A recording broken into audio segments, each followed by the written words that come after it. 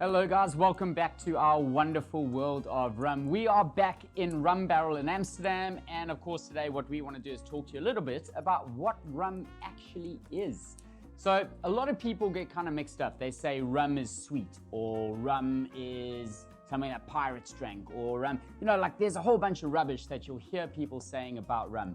Bottom line, rum is quite simple in terms of where it should come from or what it should be made from. It's made from sugarcane product, okay? So if you hear of something that's been made from sugar beet or any other sugar source, then technically it's not rum. Rum is always based on sugarcane product, and that'll come in three general forms.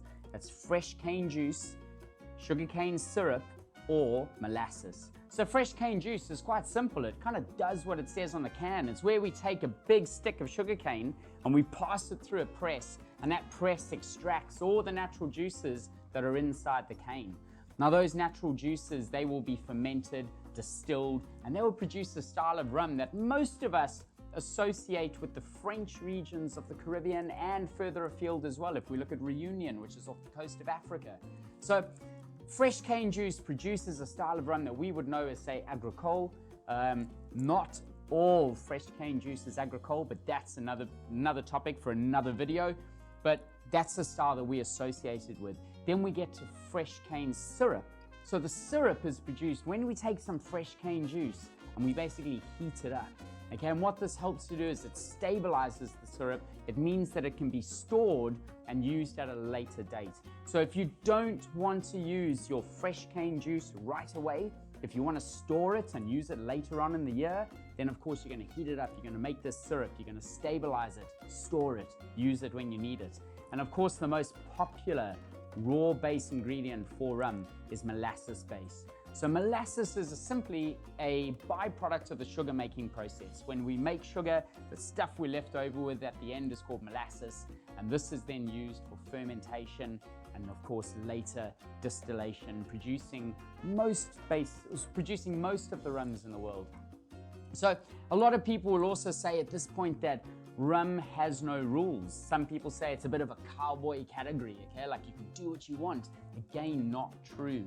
So quite a few of the regions have their own specific rules, but if you look at the base regulations for the EU and the USA, then in the EU, rum can be distilled to a maximum of 95% and then watered down at bottling.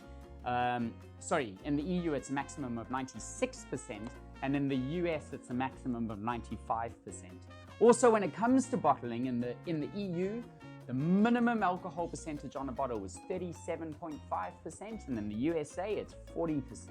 Okay, and also in both cases, you're not allowed to add flavoring, you're not allowed to add massive amounts of colorants, etc.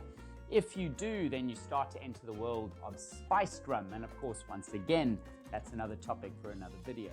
So as you can see, those are just the base rules in there. There are a few others. If you start looking at different regions, look at Jamaica, look at Barbados, look at Martinique, etc. There are very specific rules that go along with how rum must be produced in those regions. So it literally comes down to a case of knowing where your rum is from and knowing the regulations from that region. But to say that there are no rules in rum is a little bit lazy. So as you now know, rum must be based off sugarcane product. And yes, there are most certainly rules in rum. So I hope this helps you picking out your next favorite bottle. All the best.